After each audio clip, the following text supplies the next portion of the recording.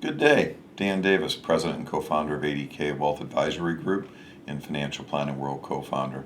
Coming to you from our St. Louis office. Focus today is Q2 market update. Really, if you take a look at the last several videos that we have done, the way things are playing out would be under what I would consider as the best case scenario of the different scenarios we outlined. So let's just sort of walk through.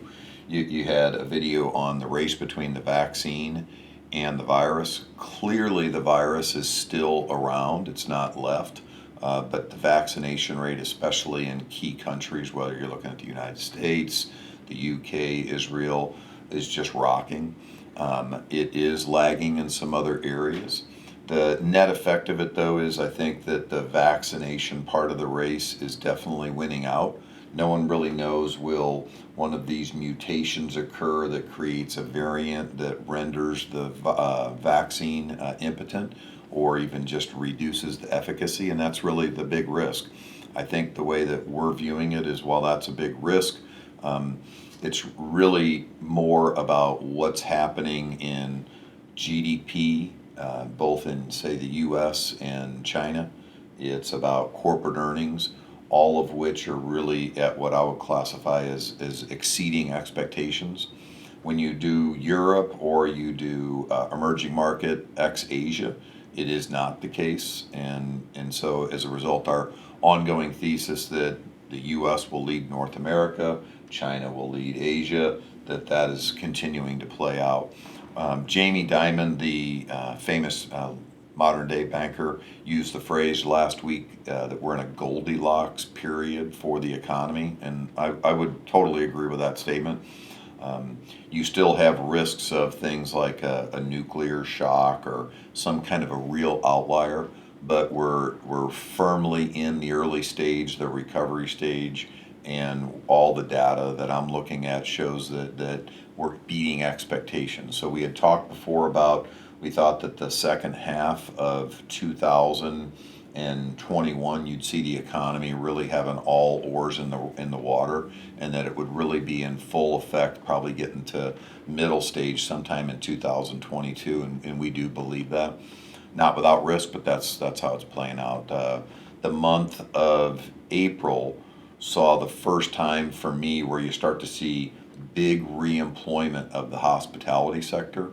And as I'm going out, whether you're driving on the highways or whether you're going to restaurants, whatever it is that you're doing, you're seeing just increased activity. I have already had my first shot and will have the second shot within a matter of weeks. I had the Pfizer shot. It was a very interesting process. I mean, to me, it was just a little bit of a soreness in an arm, and that was it.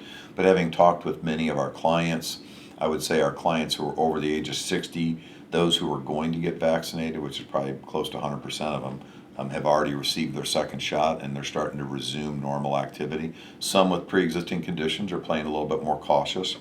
But if I were going to sort of summarize everything, the vaccination part of the race is winning out right now, and we're expecting equity returns to be favorable. Doesn't come without investment risk, but favorable. Our fixed income, as you've heard us talk about, that's where we're really concerned. So we think that your conservative bonds, somewhere between a -2 and a +2 rate of return on average over the next few years. So clearly that's not very attractive. We've moved away from those where we can and moved into things that are more credit sensitive. We expect that to do considerably better. But again, credit risk has much more risk than interest rate risk, but we'd rather take that risk right now. And so it's really just about looking at some macro trends, paying attention to risk, but we've increased our equity exposure, decreased our fixed income, and decreased the interest rate risk within the fixed income. So nothing new to report other than I would just say thank you very much for your trust, for your business. I believe that we've moved out of that stage of whitewater rafting and we're now at that stage of sailing. But we will be vigilant in making sure we're paying attention and reaching out. If there's anything you need, reach out, let us know. And thank you very much again for your trust, your business. Appreciate it if you share this video with your friends and family. As you know from our conversations, the way that we'll continue to expand our clientele is from word of mouth. So thank you for your trust. Have a great day. Signing off from St. Louis.